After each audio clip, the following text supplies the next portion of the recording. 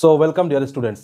Can আর could নিয়ে নানা রকম সমস্যা, যত রকমের সিলেবাসে মডেলসের ইউজ রয়েছে তার বেশিরভাগ ক্ষেত্রে কিন্তু ক্যান আর কুড আমরা অপেক্ষাকৃত বেশি পেয়ে থাকি। এই ক্যান আর কুডের যত রকমের সমস্যা রয়েছে এই একটা ভিডিওতে আমি ক্লিয়ার করে দেবো। ক্যান আর কুডের যত রকমের ব্যবহার রয়েছে কিছুটা ট্রিক্সের মাধ্যমে যদি এটাকে মনে রাখি তাহলে খুব সুবিধা হয়। আচ্ছা, ক্যান অরিজিনালি একটা ছোট শব্দ যেটা কিনা তিনটা মাত্র লেটারে তৈরি। অপরদিকে কুড কিন্তু একটু বড়, একটু বম্বাস্টিং। তো যদি এভাবে মনে রাখি যে যখন আমরা কোনো অফিসিয়াল জায়গায় যাই, ধরো না কোনো জবের ইন্টারভিউতে গেছি, তখন কিন্তু আমাদের অনেক বেশি ফর্মাল বা বেশ আঁটোসাঁটো পোশাক পরার দরকার হয়ে পড়ে। আবার যখন আমরা বন্ধুদের সাথে বেড়াতে যাই তখন কিন্তু পোশাকের সেই ফর্মালিটি না রাখলেও চলে। ক্যান আর কুড মনে রাখবার, এর ইউসেজ মনে রাখবার ক্ষেত্রে এই ট্রিক্সটি ব্যবহার করা যেতে পারে। ক্যান হচ্ছে অপেক্ষাকৃত অনেকটাই ইনফর্মাল, যেখানে অত বেশি নিয়ম রুলস চলে না, কিন্তু কুড হচ্ছে অলওয়েজ ফর্মাল। তো এবার একদম প্রথম থেকে এর ব্যবহারগুলিতে নজর দিচ্ছি। তো প্রথমে রয়েছে ক্যানের প্রথম ব্যবহার। ক্যান ব্যবহৃত হয়ে থাকে অ্যাবিলিটি বা ক্যাপাসিটি বোঝাতে, কোনো জেনারেল সক্ষমতা, সাধারণ সক্ষমতা। যেমন হি ক্যান সুইম, সে সাঁতার কাটতে পারে। হি ক্যান সিং, সে গান গাইতে পারে। এই সব ক্ষেত্রে ক্যান ব্যবহৃত হয়ে থাকে। He can dance, say dance করতে পারে। এই হচ্ছে জেনারেল সক্ষমতা বোঝাতে ক্যান এর ব্যবহার।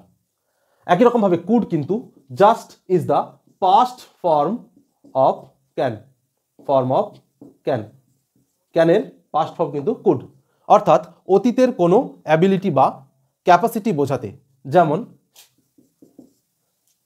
নাচতে পারতো, হি ক্যান ড্যান্স আর he could dance. When he was young, যখন সে ইয়াং ছিল সে নাচতে পারত। অর্থাৎ এখানে could is the past form of can, এবং এখানে অতীতের সক্ষমতা বোঝাতে, অতীতের সক্ষমতা বা অ্যাবিলিটি বোঝাতে কুড ব্যবহৃত হয়েছে। বোঝা গেল? রয়েছে ক্যানের দ্বিতীয় ব্যবহার, সেটা হচ্ছে রিকোয়েস্ট। রিকোয়েস্ট কীরকম? যেটা কিনা ইনফর্মাল হবে, অর্থাৎ একদম বন্ধু বান্ধবদের মধ্যে কোনো রিকোয়েস্ট। যেমন can I join with you, অর্থাৎ প্রশ্নবোধক। তো এখানে যে ক্যানের ব্যবহার হলো, এখানে যে ধরনের রিকোয়েস্টটা বোঝানো হলো সেটা হচ্ছে একদমই ইনফর্মাল, অর্থাৎ অফিসিয়াল বা ফর্মাল নয়। কিন্তু একই রকমভাবে যখন কোনো আমরা অফিসিয়াল বা একটু ফর্মাল রিকোয়েস্ট করব তখন কিন্তু এই ক্যান এর ব্যবহারটা অনেকটা বেশি রুড বা হার্টস হবে, তখন আমাদেরকে কুড ব্যবহার করতে হবে। যেমন could you please pass the water বা ওয়াটার বটল, তুমি কি জলটা দেবে।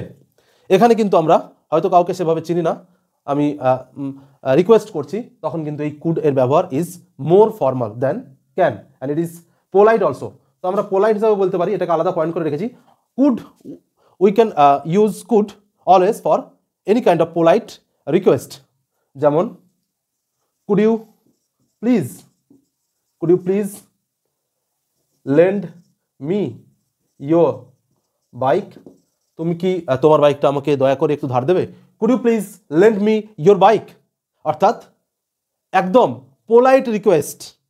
এই ক্ষেত্রে আমরা ক্যান এর বদলে কুড যদি ব্যবহার করি সেটা ইংরেজিতে অনেক বেশি পোলাইট মনে করা হয়।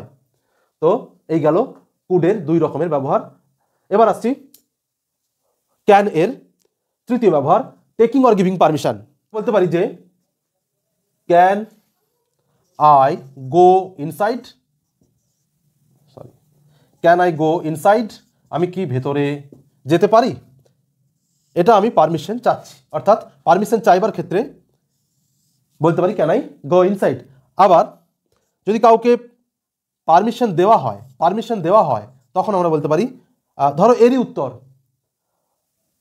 তখন বলতে পারি যে yes you can join with us, হ্যাঁ আমাদের সাথে তুমি জয়েন করতে পারো, বা yes you can come inside, বা ইউ ক্যান গো ইনসাইড। তাহলে একাধারে পারমিশন দেওয়া এবং নেওয়া দুই ক্ষেত্রে ক্যান এর ব্যবহার করা যেতে পারে। এবার আসছি কুড এর ক্যান এর চতুর্থ ব্যবহার নিয়ার পসিবিলিটি, অর্থাৎ যেই সম্ভাবনাটা অনেক বেশি উজ্জ্বল এবং সামনে অনেক ফার চিন্তা করে বের করতে হয় না, সেই ক্ষেত্রে কিন্তু ক্যান ব্যবহার করা। বলতে পারি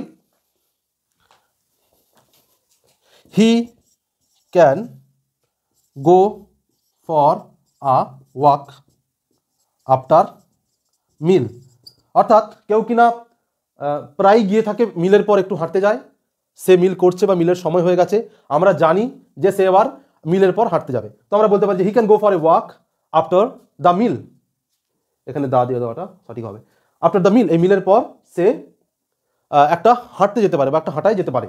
এটা হচ্ছে নিয়ার পসিবিলিটি, এটা অনেকটা উজ্জ্বল বা সামনেই এটা হবে।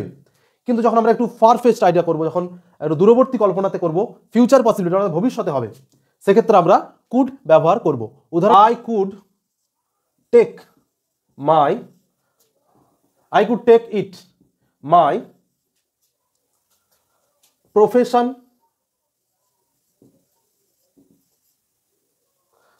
আফটার কমপ্লিটিং মাই স্টাডি, আমার পড়াশোনা শেষ করবার পর আমি এটাকে পেশা হিসাবে নেব বা নিতে পারি। তো পড়াশোনা শেষ করব, তারপর কোনো একটা বিষয়কে পেশা হিসাবে নেব, এই দূরবর্তী কল্পনা বা অনেক ভবিষ্যতে কোনো কিছু ঘটবে, এই পসিবিলিটি বোঝাতে কিন্তু কুড ব্যবহার করব। কিন্তু নিয়ার পসিবিলিটি বা অত্যন্ত উজ্জ্বল সম্ভাবনার ক্ষেত্রে ক্যান আর কুডের দ্বন্দ্বে কিন্তু সবসময় ক্যান হবে। এবার আসছি যে ক্যানের পঞ্চম ব্যবহার, যেটা হচ্ছে অফার। আমরা যখন নর্মালি কলোকিয়াল কথাবার্তার ক্ষেত্রে যখন কোনো কিছু অফার করি, আমি তোমাকে এটা দিতে পারি, তোমার জন্য এটা আমি করতে পারি, তুমি যদি বলো এটা আমি করতে পারি, এই সমস্ত নর্মাল কথাবার্তার অফারের ক্ষেত্রে ক্যান ব্যবহার করতে পারি। যেমন I can lend you my phone, আমি তোমাকে ফর দ্য ডে আমি তোমাকে আমার ফোনটা ওই দিনের জন্য দিতে পারি, একদম ডাইরেক্ট অফার, কিন্তু এটা একদমই কলোকিয়াল অর্থাৎ নর্মাল ডে টু ডে লাইফের নর্মাল কথাবার্তার ক্ষেত্রে যে ইনফর্মাল একটা অফার, সেই ক্ষেত্রে আমরা ক্যানের ব্যবহার করে থাকি। I can lend you my phone for the day. অন্যদিকে কুডের আরেকটি ব্যবহার রয়েছে, সেটা হচ্ছে অ্যাডভাইস বা suggestion. You could work hard, advice বা সাজেশন। এখানে আমরা অনেক ক্ষেত্রে যখন উপদেশমূলক কথা বলি বা কোনো ডিডাক্টিক ওয়েতে কথা বলি, সেক্ষেত্রে শুড ব্যবহার করা হয়ে থাকে। কিন্তু শুডের সঙ্গে কুডের এখানে একটু পার্থক্য রয়েছে, সেটা হচ্ছে শুড হচ্ছে অনেকটা ডিডাক্টিক অর্থাৎ নীতিমূলক, এটা কিন্তু নীতিমূলক নয়, এটা হচ্ছে খুব নর্মাল এবং খুব লঘুভাবে বলা যে ইউ কুড ওয়ার্ক হার্ড, তুমি আরেকটু পরিশ্রম করতে পারতে বা করতে পারো, দুই ক্ষেত্রে কিন্তু কুড ব্যবহার করা যেতে পারে। এখানে টোনটা বুঝতে হবে, পরিস্থিতির যে কনটেক্সটটা সেটা বুঝতে হবে, সেই হিসাবে কিন্তু কুডের ব্যবহার হয়ে থাকে। যে আরেকটি ক্ষেত্রে কুডের একটি বহুল প্রচলিত ব্যবহার রয়েছে, সেটা হচ্ছে কন্ডিশনাল সেন্টেন্স, অর্থাৎ যখন পাস্ট বিষয়ে ইমাজিনেশন কাজ করবে এবং দ্যাট ইজ নট রিয়াল, ঘটেছে অন্য কিছু, কিন্তু এমনভাবে বলা হবে যে এটা হতে পারতো, কোনো কিছু হয়নি কিন্তু হতে পারতো, অর্থাৎ অতীত বিষয়ে কোনো কন্ডিশনযুক্ত ইমাজিনারি কনটেক্সটের ক্ষেত্রে কুড ব্যবহৃত হতে পারে।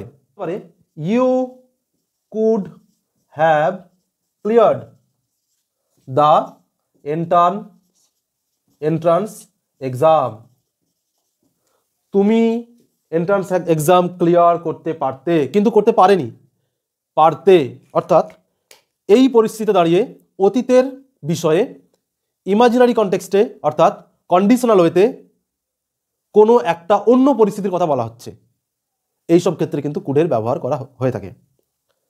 তো আশা করি বুঝতে পারা গেছে, ধন্যবাদ।